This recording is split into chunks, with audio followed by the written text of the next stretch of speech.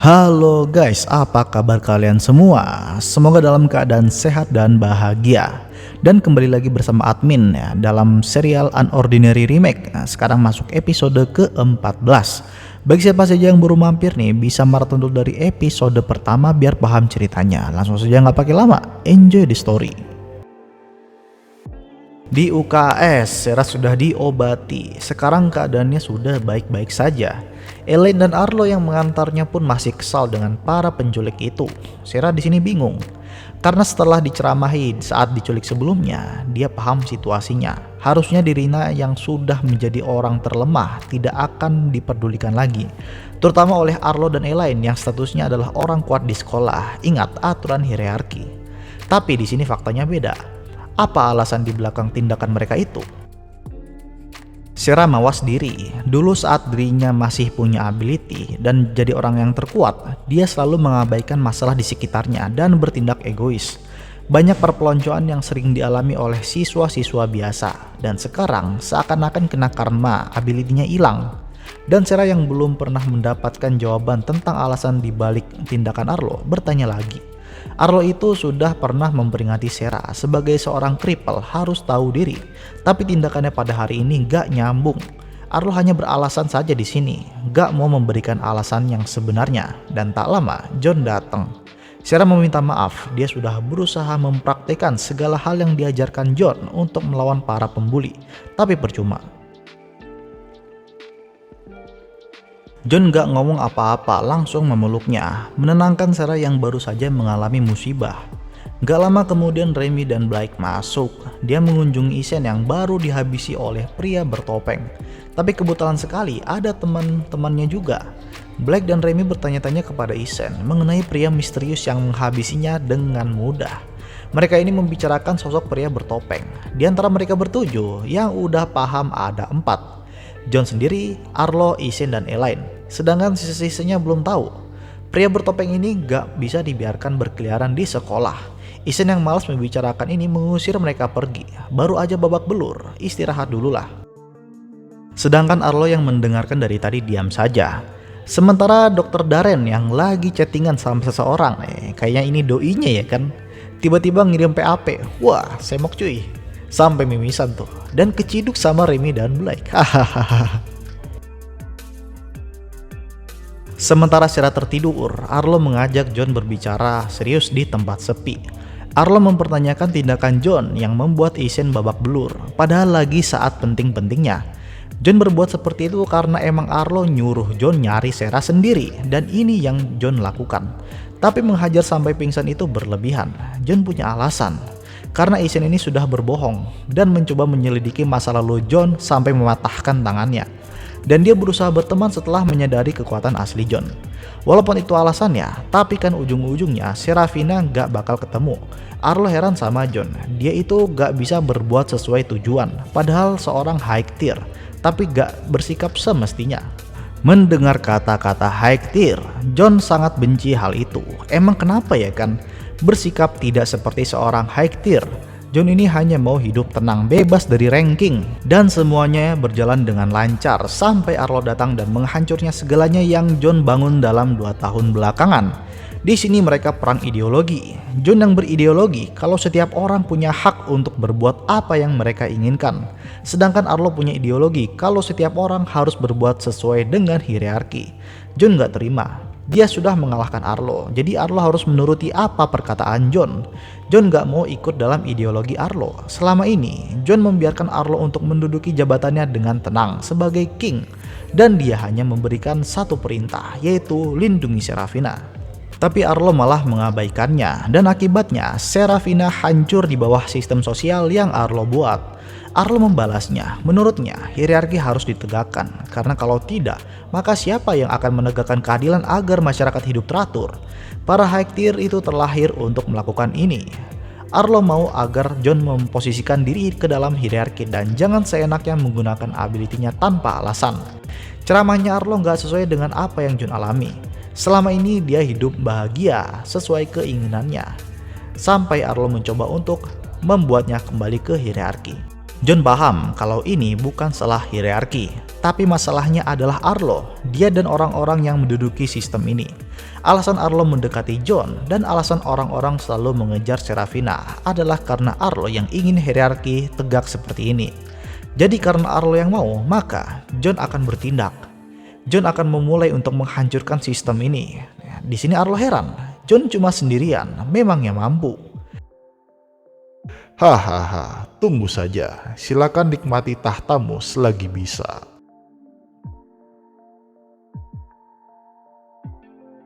Di sisi lain, Remy dan Blake mendengar desas-desus mengenai pria bertopeng yang merajalela. Pria bertopeng itu punya banyak ability. Remy penasaran dan langsung mencari informasi itu lebih dalam. Dari semua ability yang digunakan pria bertopeng, ada salah satu yang dimiliki oleh salah satu orang yang mereka kenal. Namanya adalah Abel, orang yang sering nongkrong di atap sekolah. Mereka pun pergi memeriksanya, dan benar saja, Abel masih pingsan di atap dengan keadaan babak belur. Setelah dibangunkan, Abel menjelaskan ciri-ciri penyerang itu. Pria bertopeng dengan ciri-ciri yang sangat umum, menggunakan seragam formal dengan baju, dasi, dan celana seperti biasa. Tangannya terlihat lebih kekar, dan kemampuannya bisa meniru ability-nya Abel. Selain Abel, pria bertopeng itu juga bisa meniru ability-nya Isen. Orang ini dapat dengan mudah meniru banyak ability orang lain dan itu akan membuatnya sangat kuat. Kalau orang ini bisa meniru ability orang lain, maka akan sangat sulit untuk diidentifikasi. Dan singkat cerita, John baru pulang sekolah, ada Blake yang menyapanya. Selain itu, Blake juga menceritakan apa yang terjadi sebelumnya tentang pria bertopeng sambil meyakinkan John bahwa ini akan baik-baik saja. Jadi jangan khawatir lah. Tapi di sini John mengaku kalau dia gak khawatir sama sekali. Keesokan harinya, mereka berdua lagi jalan di tengah keramaian. Tiba-tiba ada NPC lainnya yang mulai melakukan perpeloncoan. Sarah gak menghiraukannya dan kabur dari situ. NPC ini malah makin kuar-kuar gak jelas kan. Dan tiba-tiba ada Cecil yang membungkamnya. Cecil gak suka denger keributan, masih pagi loh. Sarah heran, kenapa Cecil bertindak di sini? Dan singkat cerita mereka pun berpisah. John mau menyelesaikan suatu urusan terlebih dahulu. Di dalam kelas, Serafina ditetap sinis oleh orang sekelas dan di sini dia baru menyadari ada orang yang menolongnya tempo hari. Padahal orang ini udah ada di kelas dari awal tahun. Lalu waktunya makan siang. Sarah duduk dengan orang itu juga di kantin. Karena sering ketemu, makanya kenalan tuh. Orang ini namanya Evie. Dan sekarang mereka ini sama-sama low tier, makanya bergaul lah. Seperti biasa Sarah ini menggerutu karena baru merasakan kehidupan low tier. Tapi di sini Evie malah mengaguminya. Sarah ini kuat, tanpa ability dia bisa menghajar Howard. Berbeda dengan Evie yang walau pakai ability-nya pasti dia nggak akan berani melawannya. Menurut Sarah, orang-orang mid tier itu masih bisa dilawan dengan mudah. Perhatikan saja pemusatan ability-nya di mana dan cukup untuk menghindarinya dan serang balik. Seperti itu. Setelah ini sangat percaya diri, Evie berharap dapat menirunya. Berpindah ke Cecil, dia disamperin sama John. John heran dengan masuk Cecil bertindak di kejadian sebelumnya. Ini udah biasa. John paham dengan maksud Cecil. Cecil ini pengen menjilat John lah, singkatnya gitu. Mendorong dia agar menjatuhkan Arlo dan menjadi king. Lalu Cecil bakal dapat posisi. Hal yang lumrah terjadi di Konoha ya kan. Tapi John gak berniat jadi king. Jadi lebih baik Cecil menjilat orang lain. Walaupun John gak berniat jadi king, tapi Cecil mempunyai pandangan yang berbeda. Jika seperti maksud John, maka John gak akan menghajar Isen secara terang-terangan. Harusnya John nyari lokasi yang sepi.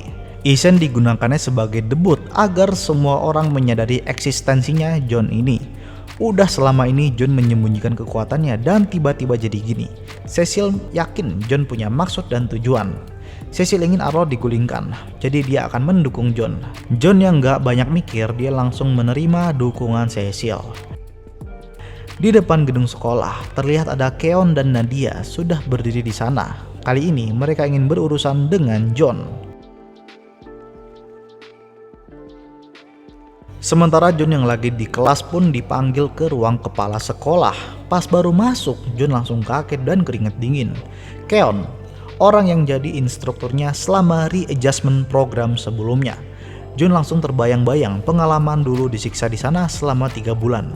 Sampai kepala sekolah bertanya, keperluan pemerintah kesini adalah untuk menginterogasi John mengenai buku Unordinary. Pada episode sebelumnya kan saat Sarah diinterogasi, nama John keluar dari mulutnya Sarah.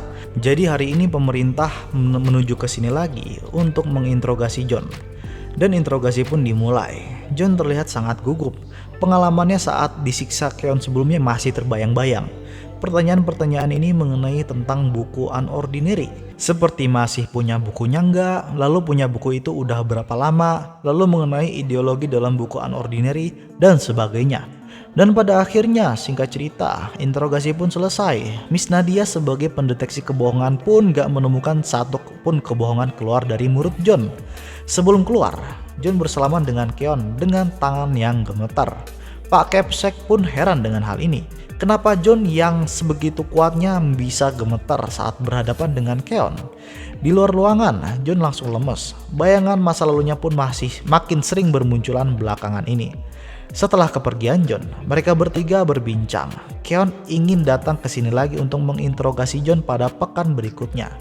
Dan sebelum itu, Keon mau John agar dijauhkan dari sekolah. Tapi kepala sekolah menolaknya. Menurutnya gak ada artinya melakukan hal itu. Karena pada interogasi sebelumnya sudah jelas kalau John gak akan menyebarkan isi dari buku itu. Selain itu, John ini meminta ranknya dirahasiakan. Jadi dia adalah seorang low tier di sekolah ini. Artinya dia sama sekali gak punya pengaruh. Selain itu, Pak Capsek bingung dengan John itu sendiri. Kenapa dia selalu malu dengan talentanya? Dan hari ini pun dia melihat John sangat gemetar ketika berada di dekat Keon yang merupakan instrukturnya saat readjustment program sebelumnya.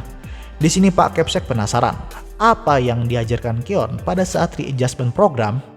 Keon mengaku kalau dia nggak punya wewenang untuk membocorkan hal itu. Pak Capsek heran. Padahal di pekan sebelumnya, Serafina juga mau dimasukkan ke dalam kelas itu.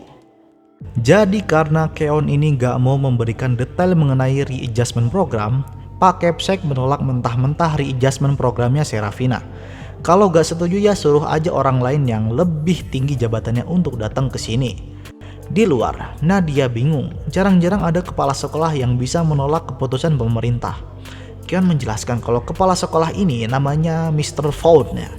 Gak bisa ditekan dengan mudah. Para high tier ini sangat berharga di masyarakat, terutama orang sekuat John dan Serafina. Kalau ada yang berlaku tidak pantas, maka harus diperbaiki secepatnya. Dan pada pertemuan dengan Sarah sebelumnya, kepala sekolah kelihatannya ingin menjauhkan muridnya dari para pemerintah. Karena hal ini, Keon yakin kalau kepala sekolah Faun ini merencanakan sesuatu di balik layar. Singkat cerita, John bertemu Sarah lagi. John terlihat gelisah, tangannya gak berhenti gemetar. John menceritakan apa yang dilakukannya saat dipanggil ke ruang Capsek, yaitu diinterogasi sama Keon dari pemerintah. Saat menjelaskannya, tangan John masih aja gemetar. Sarah penasaran. Kegugupan John belum pernah Sarah jumpai seumur-umur. Sebenarnya John ini kenapa? Kenapa nggak cerita gitu ya kan? John diem saja. Menurutnya masalahnya John ini gak bisa dibandingkan dengan masalahnya Sarah. Masalah Sarah jauh lebih mengkhawatirkan dibandingkan dirinya. Jadi santai aja lah. Ini terlihat seperti John gak mempercayai Sarah. Blake sedang merenungi berbagai macam kejadian belakangan ini. Rem yang hampir mati dan sebagainya lah. Dan tak lama ada Arlo di situ. Blake mau minta saran, mengingat Arlo yang mau lulus dan selanjutnya Blake yang akan jadi king. Dia minta petunjuk supaya menjadi king yang baik dan benar, karena akhir-akhir ini Blake merasa tidak percaya diri dengan ability-nya. Menurut Arlo, selama Blake selalu mengkultivasikan diri dan bertahan di posisi puncak, maka yang lain akan otomatis mengikutinya. Dan lebih perhatikan para siswa baru, mereka itu sering memberontak. Blake mengingat masa lalunya saat masuk sekolah bersama dengan Isen, Remy, dan Serafina. Ribut terus tuh mereka berdua, dimanapun kapanpun. Arlo yang saat itu masih tahun kedua mencoba menengahinya, tapi malah makin diejek.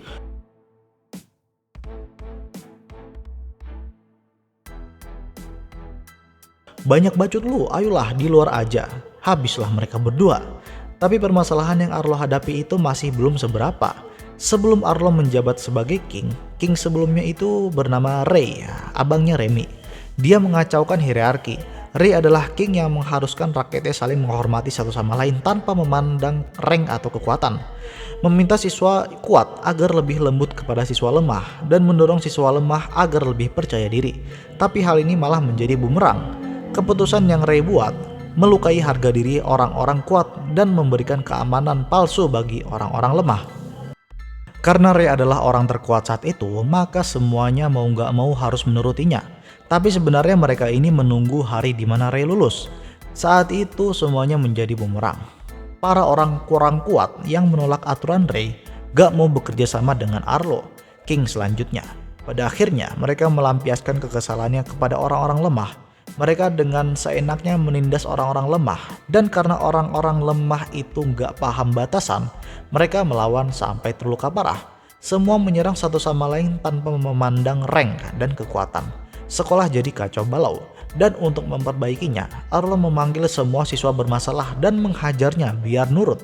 Keputusan Ray bukanlah keputusan yang salah, dia hanya mau menciptakan struktur sosial yang damai, tapi itu hanya nyalah mimpi.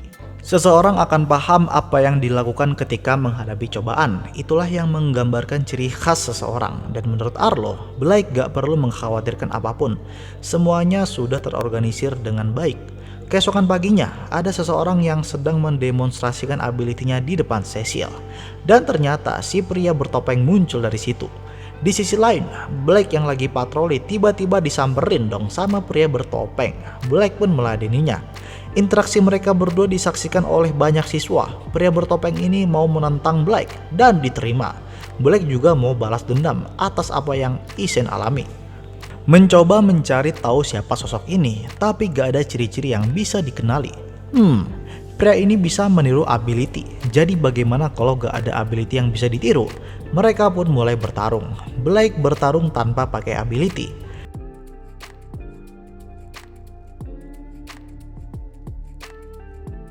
Sebuah tendangan keras membuat Blake mundur. Orang normal gak bisa menendang sekeras ini. Pasti pria ini sudah punya ability sebelumnya dari orang lain. Pertarungan pun dilanjutkan.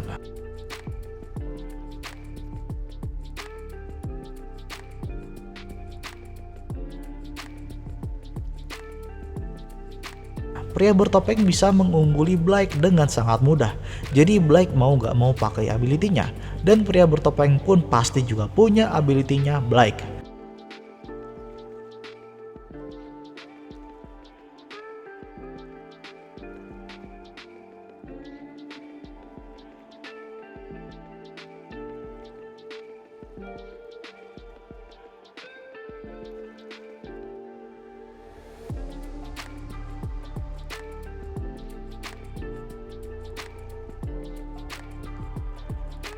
Tapi dengan sangat mudah pria bertopeng mengalahkan Blake.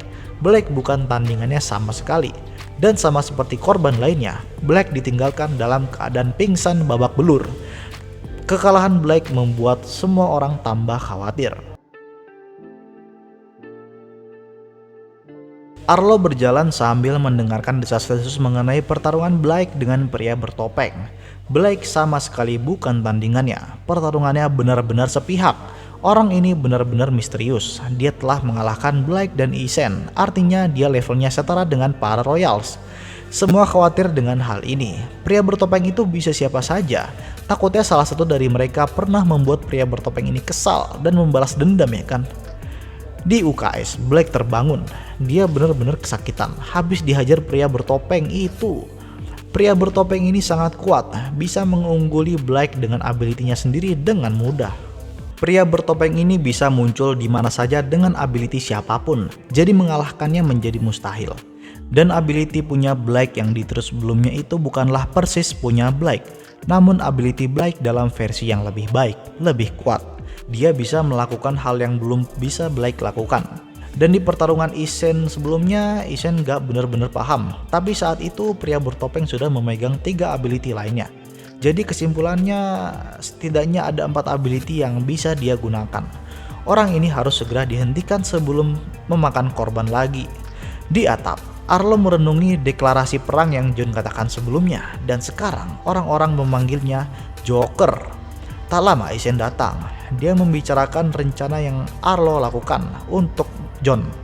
Arlo gak punya rencana apapun. Menurutnya, John ini cuma ngamuk. Nanti pasti dia kalem sendiri. Tapi Isen menyanggahnya. John ini udah gak peduli apapun. Dia membantai Black di depan umum dengan mudahnya. Kalau dibiarkan, takutnya nanti dia akan mengulangi hal yang sama di sekolah lamanya. Arlo heran dengan hal ini. Dia belum tahu kalau dulu John adalah King. Dia menghajar rakyatnya sendiri dan menyebabkan John diusir. John ini pikirannya kacau, berbahaya dan gak bisa dikontrol. Arlo sangat marah, baru sekarang Isen memberitahunya. Kenapa gak dari dulu? Semuanya sudah terlambat, nasi sudah menjadi bubur. Walaupun sudah terlambat, bagaimanapun juga John gak bisa dibiarkan menjadi King. Sekalinya dia menjadi King, maka sekolah Welson akan hancur. Di sisi lain, Seraphina ingin diperkenalkan Evie kepada teman-temannya sesama low tier. Dan seperti biasa, orang itu lagi dibully. Orang ini bernama Roland. Bukan Roland yang ini ya, beda server.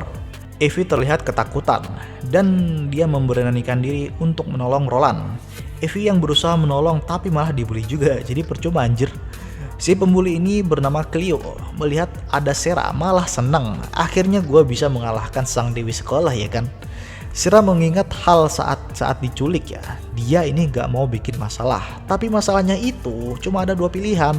Dihajar sekarang atau dihajar nanti. Sangat tidak adil. Tapi ada pilihan yang lain, yaitu melawan.